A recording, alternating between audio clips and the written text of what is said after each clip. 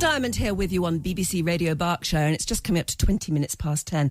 Now, how old were you when you learned to swim? 5 years old? What about 12 weeks old? What about 2 weeks old, in the case of two of my children? You can actually learn to swim before you're technically born. I don't quite get that. We'll get that explained in a moment. Berkshire-based Swimkidz specialises in teaching tiny babies to swim, even working with their mums during pregnancy. Trish, Hare, who's with me now, started the business after her son had a very near drowning experience when he was just 4 years old. Hi there, Trish. Hi. I imagine nearly having your son drown is something you will never forget. And when it happened, you made yourself a resolution, didn't you? As soon as we get home, because you were on holiday at the time, weren't you? Yeah, indeed. As soon as we get home, he is going to learn how to swim. Indeed, yeah. We were in Spain at the time, and, I hate to say it was 34 years ago. And I guess, that long ago, children just didn't learn to swim till they went to school, and that was a given. Unfortunately, as I said, we made friends with another couple. The story goes on, really, but these children took him out to sea. He couldn't swim. In a little dinghy? In one of those little plastic boats that you get. Yeah, just, it was a moment's lapse. I like to think of myself as a very sort of careful and caring mother, but at that moment I had to, think that it was just a moment of carelessness. And it was really a near thing, because he fell out of the boat. He fell out of the boat, and, he's a strong lad. He climbed up on the rocks, and a Spanish guy helped him up, but we didn't know that. All we saw was the boat being held up in the wind by a Spanish guy out on the pier. And you knew he couldn't swim. I knew he couldn't swim, yeah. I was like, my whole life sort of almost ended at that moment. Yeah, I'll bet, absolutely. And we've heard so many other stories. I'll never forget one of my first editors at one of my first newspapers I worked at. His little boy, who was about 3, I think, drowned in an inch of water because they just had a little pond area in the garden. Never thought he drowned in an inch of water. But again, I suppose because his reflexes weren't right. And you hear these awful stories and you wonder why we're not teaching our children to swim at a very early age. So not only did you teach your child to swim, you learned about Swimkidz, or you founded Swimkidz. Tell me all about how that started. Well, I used to be a senior manager in a business, and I just really had quite enough of it, and decided that my passion was swimming.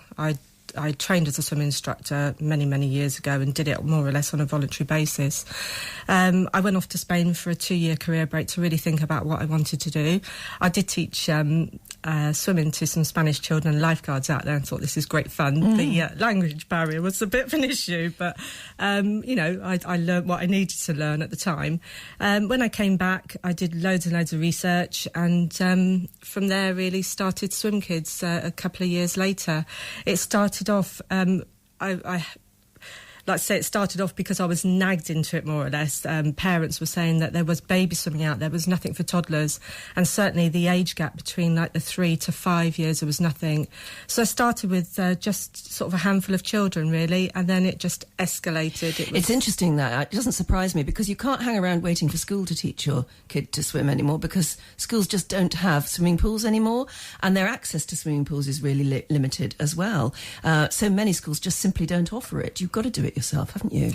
You have indeed, yes. I mean, we're very fortunate. We teach the aqua bump, so it's the aqua yoga to the mums to be. So get them early, get them before they've actually had the baby. We do. It's a great sort of experience for them in the water, so it helps them prepare for birth. And then from there on, they usually bring their little ones back in to be taught by us, and it's great for them too, because it means they can get out. How young are your youngest little tiny babies learning to swim? The youngest one I've taught was about 3 days old. Can be done, can't it? It can be, as long as the pool is the right temperature. Enough, but yeah. Well, how do you do that then? How do you manage that? How do you talk pools into heating their water up to warm enough for little tiny babies? There generally be hydro pools at special needs schools, hospitals, but all of our other pools, they're a good temperature. But, it would have to be a hydro pool for a baby that small. We do encourage we also we work quite closely with the National Childbirth Trust in Reading, and so we do go out there and we do a bit of education. We take the real life dolly and the bath and show them what they can do at bath time as well, because not all parents are ready to go into the baby swimming thing, you know, that early. No, but that must be mostly because of parental reluctance, not because of the babies, because I haven't come across a baby that doesn't love swimming. Yeah. As long as the water's warm. Yeah, I think, yes, as long as the water's warm, but some parents and are they feel supported. Yes, absolutely, yeah. And there's no fear. And we teach all of that. Yeah, well, exactly, I'll bet you do. In a couple of moments, let's talk a bit more about the philosophy behind the fact that, you know, we're all born in water in the womb, and lots of women now give birth underwater. Babies have a natural sort of instinct for water, and yet we unlearn it.